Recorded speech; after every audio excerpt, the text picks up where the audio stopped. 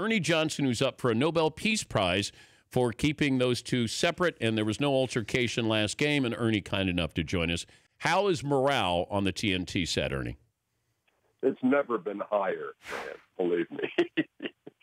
Serious.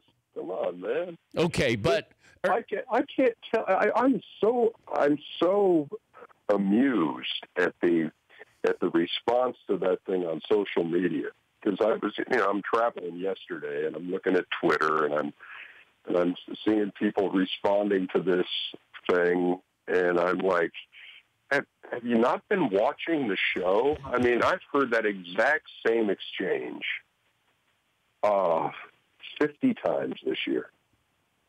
I thought there's going to be some furniture moved around here. Well, if you weren't so fat. Well, if you didn't eat so much. Well, if you had any rings. It's just like you saw. I bailed on that whole exchange. I just started eating the food they had brought out there. It was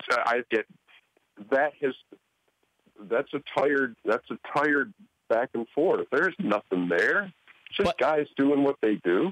Well, it's like Step Brothers, the movie, that they kind of love each other, but they go at each other in a fun way. But when you said, I think, flippin' instead of something else, like you were tired of hearing it. Is that a fair way to? Well, it was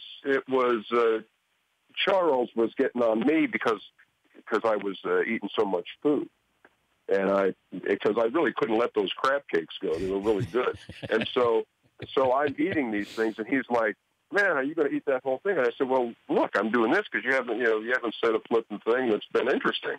You